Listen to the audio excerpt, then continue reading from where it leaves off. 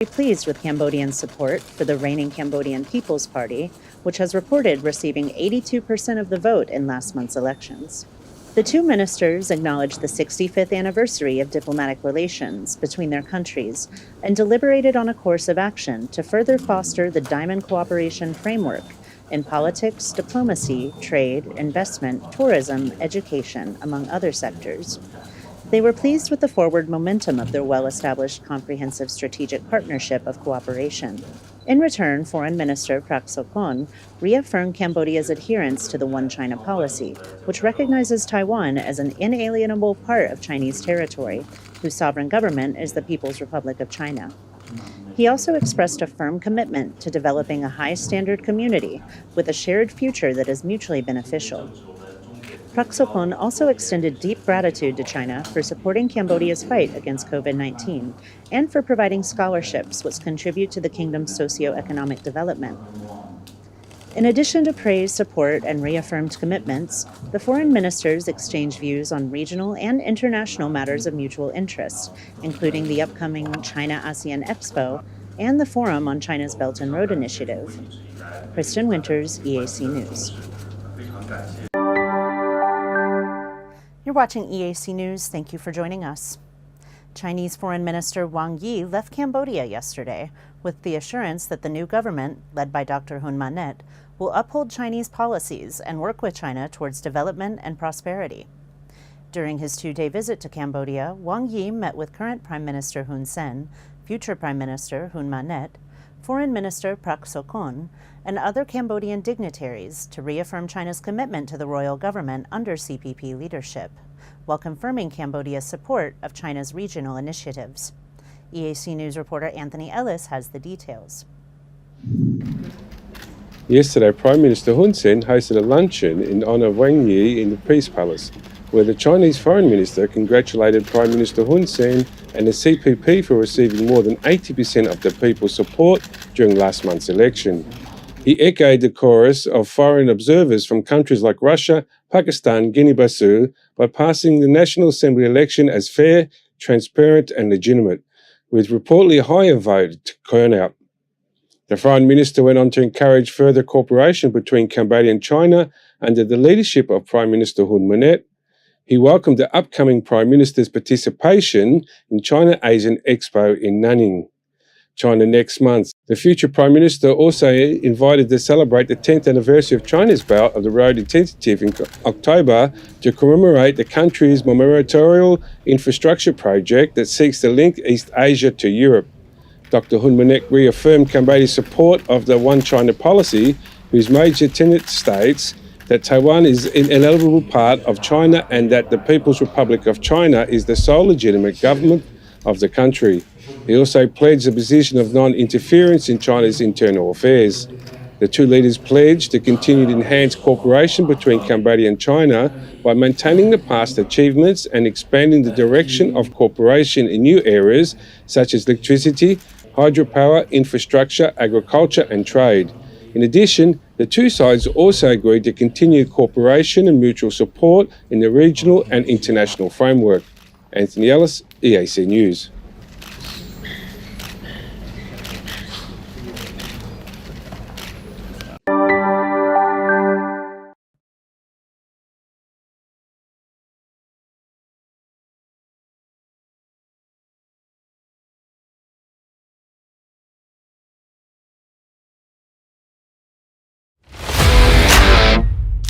Tao lục nẹ chit rip api pipi miền tế, hai pi bạ rô krom hôn thọt video sai tol đại miền kun được phiệp miền tế. Ở công vol, Ratika chỉ krom hôn tụt tuôn skol lục đạp on tra chiết. Lỡ sự va cam thọt sai tol krom Campuchia, tổng rật 4K đồng bông bằng ở nửa Campuchia. Ratika ra bạc upakor tụm nớp mà là bay thì lia kun được phiệp. ការផលិតតាមបច្ចេកវិទ្យាទាន់សម័យ Ratika នឹងជួយធ្វើឲ្យកម្មវិធីលោកអ្នកកាន់តែមានភាពអស្ចារ្យ លោកអ្នកនឹងបានឃើញរាល់សកម្មភាពក្នុងពិធីទៅលើកញ្ចក់ទូរទស្សន៍ទំហំធំកម្រិត 4K និងការបញ្ចាំងលើផ្ទាំងក្រណាត់សព្រមទាំង LED ដែលមានរូបភាពច្បាស់ត្រជាក់ភ្នែក ស សូមអញ្ជើញកក់ពីឥឡូវនេះតាមរយៈលេខទូរស័ព្ទ012 823 848 017 838 889 និង016 823 848 រាធិកាទំនុកចិត្តការទទួលខុសត្រូវនិងគុណភាពខ្ពស់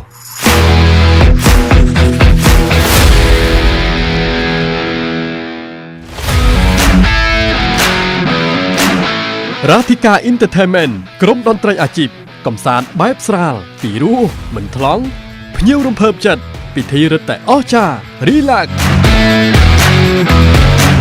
រាធិកា Entertainment ញ៉ាំងឲ្យកម្មវិធីលោកអ្នកកាន់តែមានភាពអធិកអធមរាធិកា Entertainment ក្រុមតន្ត្រីដ៏ល្អសម្រាប់ក្រុមគ្រួសារលោកអ្នកសូមអញ្ជើញកក់ពីឥឡូវនេះសម្រាប់កម្មវិធីលោកអ្នកតាមរយៈលេខទូរស័ព្ទ017 838 889 012 823 848 និង016 823 848If it's happening and you need to know about it, you'll get it all right here. EAC News brings you updates and breaking news in English across all of our platforms and channels. The EAC News app, YouTube, Facebook, Telegram, Twitter, and our website www.eacnews.asia. EAC News' passionate team of reporters, writers, cameramen and video editors are hard at work around the clock, bringing you world-class reports on everything from local and regional news to the latest international stories and the most dramatic footage from around the world. It takes meetings, research, phone calls and emails. And that's before we even get out of the newsroom and onto the set.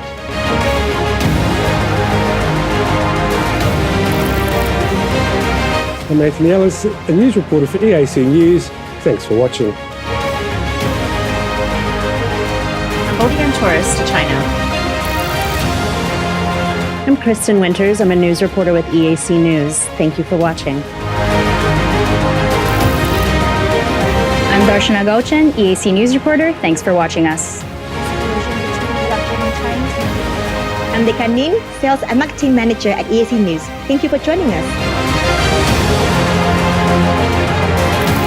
I am Honsare Ward, EAC News Channel Manager. Thank you for watching us.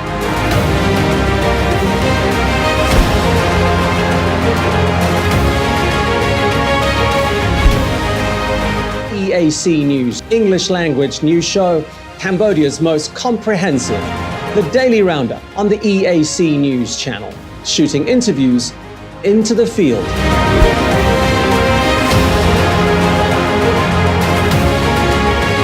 And those pieces to camera. Join us and subscribe. We wouldn't want you to miss a thing. The Daily Roundup on the EAC News channel. EAC News, Cambodia made clear. You're watching EAC News. Thanks for joining us.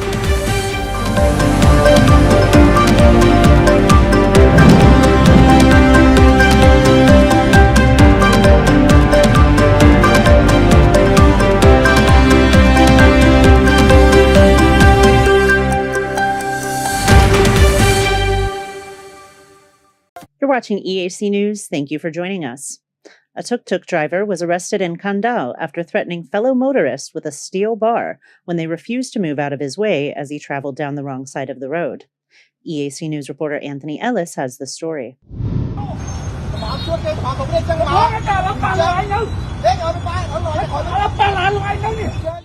A video of the incident from the morning of August 15th was posted on social media, showing the tuk-tuk driver yelling at the occupants of the car that was blocking him from the wrong side of Prienorodom Boulevard in Tonlé-Bassac commune. Although he was violating traffic laws, the tuk-tuk driver was indignant, raising his voice and pushing one of the car passengers before ultimately going to his vehicle and receiving a steel bar. He then threatened to hit the car and its owners before storming back to his tuk-tuk and driving away. Upon viewing the video, Phnom Penh Police Commissioner Sartet ordered the arrest of the man later that day. That night, the 47-year-old suspect was arrested in Kandal district of Kandal province. The district police are currently preparing their case to hand over to the Phnom Penh Municipal Police for further processing. Anthony Ellis, EAC News. You're watching EAC News. Thank you for joining us. The Ministry of Environment launched a new mobile app to better support and promote ecotourism destinations. The app is meant to make it easier for tourists to find specific information about ecotourism destinations and facilitate travel with key functions such as navigation maps, travel planning, and sharing information about natural beauty through photos and SMS. EAC News reporter Anthony Ellis has the story. The Ecotourist Cambodia app, or Doreng Srukyung, was launched on Monday under the chairmanship of Minister of Environment Say Sam Al, along leaders with representative of the World Bank and development partners. The minister praised the tech team and thanked partner organisations for their active participation in creating the mobile app. He said the achievement was proof that the lives of Cambodians have turned from the trauma of the war to harmony and happiness, full of opportunities to travel with family and friends all over the country and relax in nature. He said, "These are the fruits of the peace we are achieving. The culture of peace is deeply rooted in the hearts of all Cambodians." He added that the new mobile app is part of the Totoro Tourism ecotourism development policy, which has gradually improved the lives of people in prospect areas through the income from tourism. The goal is also to strengthen community life, provide opportunities for the ecotourism development, and reduce the threat of the Cambodian natural resources. Anthony Ellis, EAC News. You're watching EAC News. Thank you for joining us. Apsara Authority experts are in the process of repairing the temple building on the east side of Prayakan Temple and its bare. The project began at the start of 2023 and is expected to be completed by the year's end. Chia Sarit, an archaeologist and project manager at the Prayakan Temple site, said that the eastern portion of the Prayakan Temple currently is under repair and is a square that measures about 15 meters on each side and includes a bare, or an artificial body of water, which many believe was used for water storage and irrigation. Prior to the restoration, the team relied on old documents, archaeological excavations, photographs for reference on how to accurately repair the structure. He said that the crew is repairing according to traditional techniques, which entails an immense amount of manpower and no power tools or machinery. Built in the same phase as the nearby temples, the staircase is enclosed by a sandstone wall, decorated with carvings of swans and the serpent god Naga. The eastern bare of the Prayakan Temple is extremely dilapidated after time, neglect, and the removal of much of its sandstone to be used elsewhere. Archaeologists have found that the use of ancient stones was abundant after the Angkorian period, and the removal from the terrace caused the wall to completely collapse due to water leakage. The team has found evidence that the bare was used after the Angkorian period for water storage as well. Chia Sarit hopes that the restoration will serve to show the role and connection between Prayakan Temple, the North Bare, and the Nikboan Temple while preserving the site in a way that shows its historical layers from construction to the modern day. Kristen Winters, EAC News. You're watching EAC News. Thank you for joining us. Future Prime Minister Hun Manet said he looks forward to meeting Lethwei boxer Dave Leduc when he visits Cambodia later this year for his final match. EAC News reporter Anthony Ellis has more. Six-time Lethwei world champion Dave Leduc announced he would retire from fighting 3 days ago on social media, and this was his final match would be in Kun Khmer style at the invitation of Cambodia. On Monday, Leduc posted on his social media congratulating Dr. Hun Manet as the new Prime Minister of Cambodia. Leduc said that he would, although he is Canadian, known as the Burmese Lethwei champion, he would respect Cambodia by fighting his native Kun Khmer style. Dr. Hun Manet thanked Ledik for loving Cambodia and looks forward to meeting him.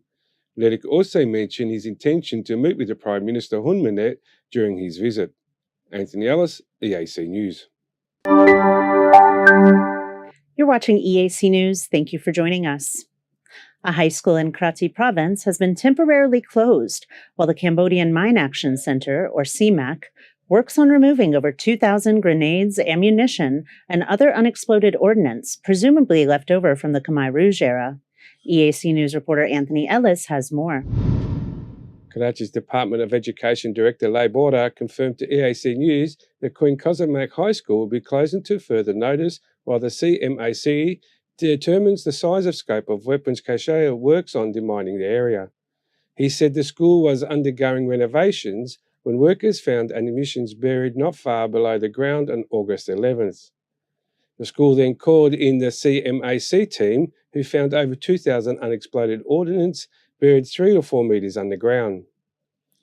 According to the education director, the unexploded ordnance consisted of M79 grenades, DK75 and fused M48 shells and B40 rocket launcher ordnance. He said that the munitions may have been left over from the Khmer Rouge era and that the site could have been a storage house for weapons and ammunition. He stressed that it would take time to check the area and that the school would have to be closed until the grounds have been completely surveyed. He said the students can continue to study online or organise home studies with their teachers while the dangerous situation is resolved. Anthony Ellis, EAC News. You're watching EAC News. Thank you for joining us. Authorities in Battambang's Ratanak Mondul district have concluded an investigation into toxic black water that leaked into the Sangkai River earlier this month. According to the Ministry of Environment, Phoenix Industrial Company Limited is being fined over $468,000 for dumping untreated waste into the water, killing wildlife and polluting a source of fresh water for the local people. EAC News reporter Anthony Ellis has the story. On August 2, social media users posted photos and videos of dead fish floating in the Sangkai River, which had been floating with black toxic wastewater. According to locals, this has been repeated occurrence over the last few years, and initial reports were that it had come from a Hong Kong-based factory upstream. The Ministry of Environment sent a notice to Phoenix Industrial Company Limited on August 10th, breaking down the fines which must be paid by October 20th, 2023. The company is to pay $93,560 in direct environmental impact compensation, along with $375,000 to the Committee Environmental and Social Fund. The ministry is also demanding that the company relocate its factory at least 10 kilometres away from the Sangkai River and is responsible for rehabilitating their environmental in and around the factory site before November 20, 2023. If the company does not comply with the ministry's request, it will be fined a combined 150 million riyals, or about 36,000, for its continued environmental crimes and non-compliance. The ministry will be sending inspectors to see the requests are honoured, and if no process is made, the additional fines will be due by September 20th and include separate offences for causing international leakage of untreated waste, non-compliance, failed to remove waste from the river, and operating with the approval of environmental and social impact assessment report. The ministry also said it is ready to pursue legal action if the company does not comply. According to the Ministry of Industry, Science, Technology and Innovation, this is the third time the company has been cited for dumping pollutants into the Sangkai River and is threatening areas and biodiversity. The river is approximately 250 kilometres long and drains into Tonle Sap Lake near Cambodia's treasured Angkor Wat site. Anthony Ellis, EAC News. You're watching EAC News. Thank you for joining us. Before leaving office next week, Prime Minister Hun Sen invited journalists to dine at the Peace Palace and receive medals for their coverage of his activities in the past. He emphasized that he would continue to make public appearances as he takes over the Senate in February. Speaking at the ceremony last night, Prime Minister Hun Sen expressed his approval of all the journalists who worked hard to cover his activities. He noted that in just 8 days, he would resign as the Prime Minister to give the next generation the opportunity to lead and maintain peace in the country. Despite his resignation, he emphasized that his political work will not be finished and he will be able to meet with journalists and the people during his upcoming tenure as president of the Senate. A total of 151 leaders and members of the media were awarded medals by the Prime Minister on the evening of August 14th. After his speech and distributing the medals, the Prime Minister hosted a dinner with the journalists in a convivial atmosphere. Prime Minister Hun Sen will resign his position on August 22nd, clearing space for his son, Dr. Hun Manet, to take over for the government's 7 terms since elections were established in 1993. This will be the first time Cambodia has had a different leader in over 38 years. Kristen Winters, EAC News. You're watching EAC News. Thank you for joining us. Turkmenistan is the first Central Asian country to attempt to boost reciprocal tourism with Cambodia, after its ambassador discussed the possibility of direct flights at the Ministry of Tourism this week. With the new international airport in Siem Reap expected to open in October, the Cambodian tourism industry is primed for a tourism boost at its most treasured historical landmark. EAC News reporter Anthony Ellis has the story. During a courtesy call to Cambodia's Minister of Tourism yesterday, Turkmenistan's ambassador to Cambodia, Mohammad Nayaz Mashalov, discussed pathways to strengthen tourism between the two countries and lauded Cambodia's current development as an opportunity to grow their relationship. Minister of Tourism, Tong Kon, welcomed the visit and remarks while highlighting Cambodia's peace, stability and development as contributions to Cambodia's tourism recovery efforts post-COVID-19. He said that in 2023, Cambodia expects to receive about 5 million international tourists and corporate with many countries to strengthen tourism relations and increase tourist activity even more. In the first 7 months of 2023, Cambodia has already received more than 3 million international tourists. The Turkmenistan ambassador congratulated Cambodia on his achievements in reviving and promoting tourism as the number of tourists continues to grow. Recognising the potential in reciprocal tourism, he proposed direct flights from his country to Siem Reap, which is expected to open world-class international airport in October. The direct flight will allow Central Asians to experience the history and the beauty of Angkor Wat, Cambodia's most visited World Heritage Site. He also proposed organising events in Cambodia and in Turkmenistan to educate people and businesses about tourism opportunities to promote businesses working towards and share goal increasing the tourist flow in both countries. Minister Tong Kun expressed his full support of sharing vision of expanding tourism with Turkmenistan and pledged continued cooperation on the project. He suggested the two countries sign a memorandum of understanding to map out the action plan to achieve the goals of both sides and to serve the testament to the friendship and cooperation between them. Anthony Ellis, EAC News. You're watching EAC News. Thank you for joining us.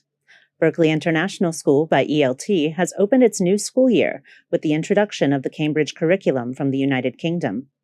The new program will make studying abroad for graduates easier and more accessible, in addition to providing them with a highly accredited education. EAC News reporter Anthony Ellis has the story.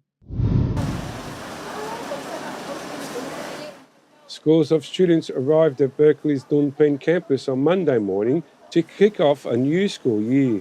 Students eagerly searched the whiteboard postings to direct them to their new classroom where they met their new teachers. Phnom Penh campus principal Robin Hamilton confirmed that Berkeley is a Cambodian school certified by Cambridge Assessment International, a globally accredited curriculum which makes Berkeley diplomas universally recognised. Around the world, yes. So what is called the IGCSE, the International General Certificate of Secondary Education, is the world's #1 international school qualification. And most students will, around the world, take between 6 and 8 of these. 5 is enough to get into university. And our students will be taking IGCSEs in English, maths, combined science, something called Global Perspectives, which is a kind of social studies program, ICT, Chinese, and business studies. The Cambridge Assessment International Education is part of the prestigious University of Cambridge, as in a curriculum that helps students develop an informed curiosity and a lasting passion for learning. The curriculum is recognised by the world's best universities and employers giving students a wide range of options in their education and career.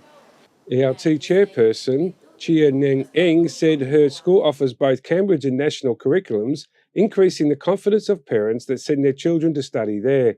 The 10-storey building is equipped with all things that students need to support their studies.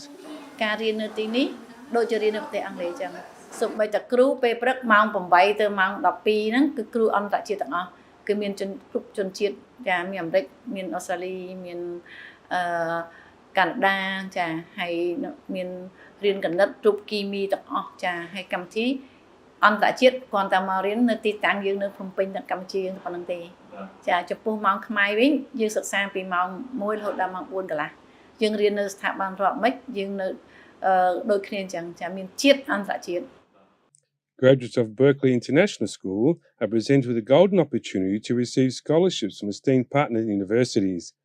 These universities, located in countries like the United States, the United Kingdom, Australia, and several other nations, eagerly anticipate the enrolment of students from school. The students, meanwhile, are focused on their studies and new acquaintances on the first day of school. Sixth grader Maya Chishkova said that she loved studying at Berkeley because of the kind of capable staff they employ. It's a comfortable atmosphere, really lovely teachers. They're so kind, never shout, really positive. If you sad, teachers saying it's okay, you can do it. Teachers are never mad, even if you do something bad. They will just say that you should not do like that, and they're going to say how you better to do. So no shouting, no negative, just soft and explaining. As ninth grader Rit Meng Heng said that he had been at the school for 9 years and appreciated the school's curriculum.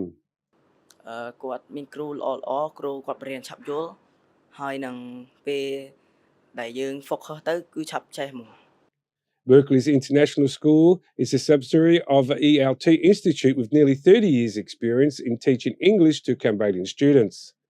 Chairperson Chia Neng Eng said that the school is currently preparing to build a new campus along Samdek Hun Sen Boulevard near Aeon 3 on 3 hectares of land to provide convenience to students in other districts who want to study. កម្ពុជាជឿនលឿនទៅមុខដោយសារយើងទាំងអស់គ្នាទទួលយកនៅអ្វីដែលថ្មីហើយសាលាមានគោលការណ៍តែមួយគត់គឺចង់ឲ្យសិស្សយើងទទួលបានសញ្ញាបត្រអន្តរជាតិហើយនឹងការងារជាអន្តរជាតិប្រាក់ខែជាអន្តរជាតិ You're watching EAC News. Thank you for joining us.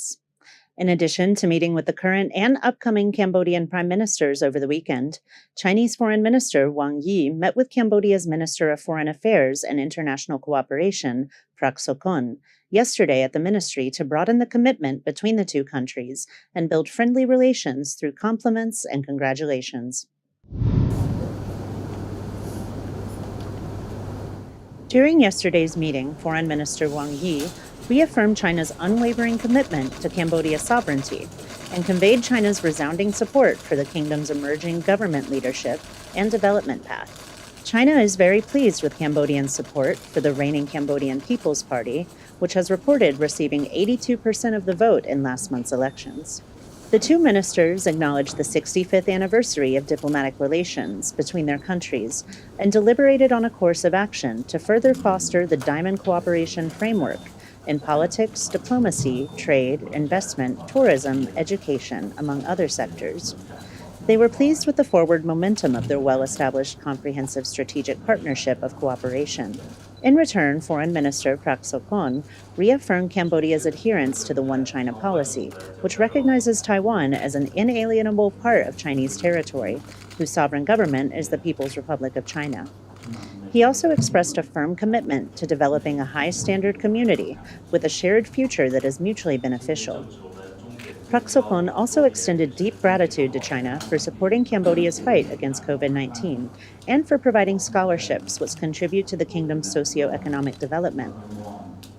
In addition to praise, support, and reaffirmed commitments, the foreign ministers exchanged views on regional and international matters of mutual interest, including the upcoming China-ASEAN Expo and the Forum on China's Belt and Road Initiative. Kristen Winters, EAC News.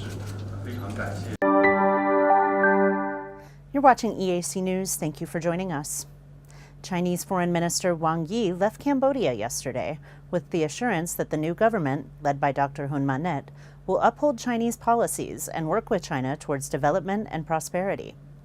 During his 2-day visit to Cambodia, Wang Yi met with current Prime Minister Hun Sen, future Prime Minister Hun Manet, Foreign Minister Prak Sokhonn, and other Cambodian dignitaries to reaffirm China's commitment to the royal government under CPP leadership, while confirming Cambodia's support of China's regional initiatives.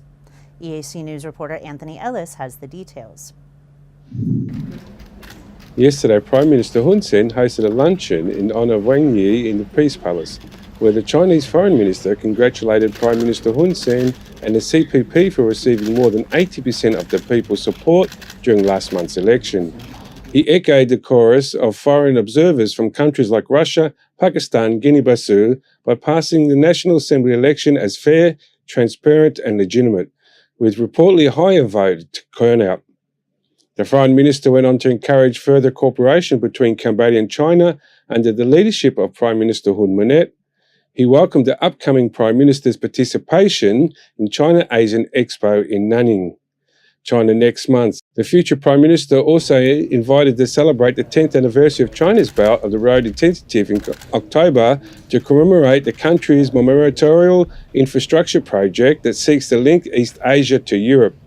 Dr. Hun Manet reaffirmed Cambodia's support of the One China policy, whose major tenet states that Taiwan is an inalienable part of China and that the People's Republic of China is the sole legitimate government of the country.